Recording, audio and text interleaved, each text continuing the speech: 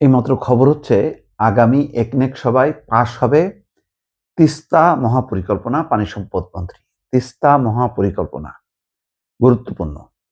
চীন সফরের আগে একনেককে এই সভায় অনুমোদনের মধ্য দিয়ে এটা ফর্মালি এখন গভর্নমেন্ট চীনের কাছে নিয়ে যেতে পারবে, বলতে পারবে যে তিস্তা ব্যারেজ সহ যে মহাপরিকল্পনা, অর্থাৎ বিশাল জলাধার নির্মাণ, তারপরে যে নদী ভাঙন সহ কৃষিকাজের জন্য, কৃষি উন্নয়নের জন্য যা যা করণীয় সবকিছু সম্ভব এই তিস্তা মহাপরিকল্পনা বাস্তবায়নের মধ্য দিয়ে।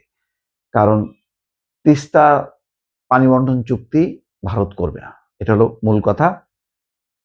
আগে বলা হতো যে মমতা ছিল মানে অন্যতম প্রধান বাধা, কিন্তু এখন সেই বাধা দূর হয়েছে। এখন বিজেপি আসার পর মমতার থেকেও চরম সামগ্রিকভাবে বাংলাদেশ বিরোধী একটা অবস্থান শুভেন্দু।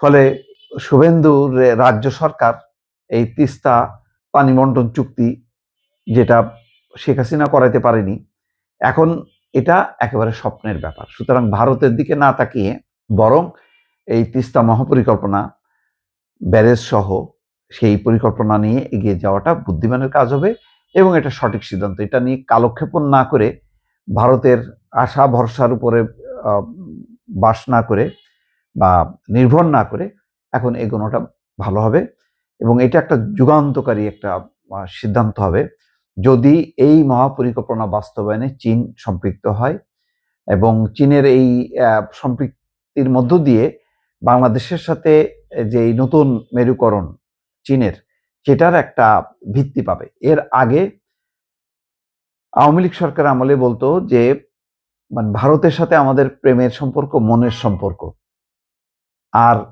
চীনের সঙ্গে আমাদের শুধু বাণিজ্যিক সম্পর্ক, তার মানে শুধু লেনদেন। চীনের কাছ থেকে আমরা সুবিধা পাবো, আর্থিক, ব্যবসা বাণিজ্য, এইসব বিষয়। কিন্তু ভারতের সাথে হলো অন্যরকম সম্পর্ক, যেহেতু মুক্তিযুদ্ধের সাথে জড়িত ভারত। সেই মুক্তিযুদ্ধের সাথে ভারতের সম্পৃক্ততা আর আজকের প্রেক্ষাপট আকাশ, মানে যোজন যোজন দূরে সরে গেছে, বা আকাশ পাতাল পার্থক্য। এই অবস্থায় সরকার, আমার যেটা বিশ্বাস, যে চীনে যাওয়ার আগে এই তিস্তা মহাপরিকল্পনা একনেক সবাই পাশ করার পর তখন কত কোটি টাকার, এটা কত হাজার কোটি টাকা এটি বাস্তবায়নে খরচ হবে, সেখানে চীন কি কন্ট্রিবিউট করবে, সব বিষয়টা নির্ধারিত হবে। তো তার মানে এক ধাপ আগায় গেল, বেশ চূড়ান্ত পর্যায়ে। যদি পদ্মা ব্যারেজ যদি এর পরের ধাপেও আসে, তিস্তা ব্যারেজ যে খুবই গুরুত্বপূর্ণ। তিস্তা ব্যারেজ এর ব্যাপারে ভারতের অস্বস্তি আছে। এই অস্বস্তির কারণে সর্বশেষ যে আমিডামি নির্বাচন 24-এর, ওই নির্বাচনের পর শেখ হাসিনা ভারতে গিয়ে বলেছিল যে না, তিনি এটা চীনকে দেবেন না, ভারতকে দেবেন।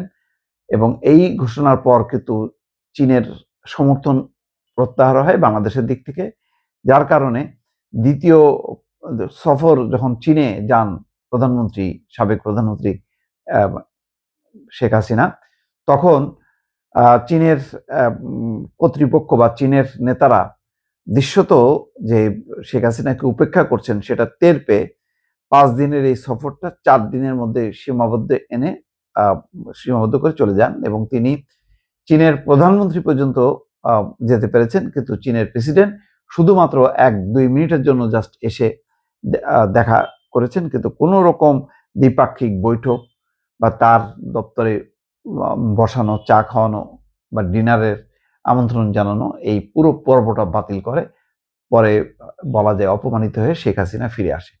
এবং অনেকে বিশ্লেষণ করেন যে মূল কারণ ছিল আগে যেখানে বলা হয়েছিল যে এই তিস্তা ব্যারেজ এটি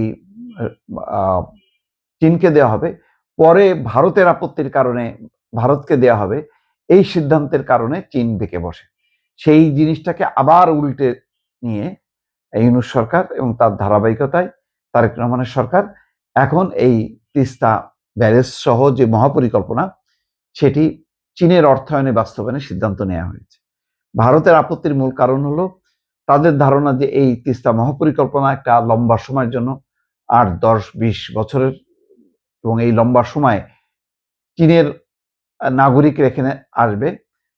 তাদের ধারণা যেহেতু সেভেন সিস্টারের কাছাকাছি অবস্থান, এখানে চীনার গোয়েন্দা, চীনার সামরিক বাহিনীর লোকজন মানে কর্মী হিসাবে কর্মীর ব্যানারে আসতে পারে এবং তাদের এই তৎপরতা চলতে পারে, যেটা নিয়ে ভারতের একটা উদ্বেগ উৎকণ্ঠ আছে। এবং এই কারণে তারা বলছে যে যেহেতু তিস্তা পানি চুক্তি, পানি বন্টন চুক্তি, সেটার সাথে এই তিস্তা ব্যারেজের একটা সম্পর্কিত একই দেশ হওয়াতে তারা এই কাজটি করবে, কিন্তু এইটা মুখে বললেও আসলে বাস্তবে করবে না।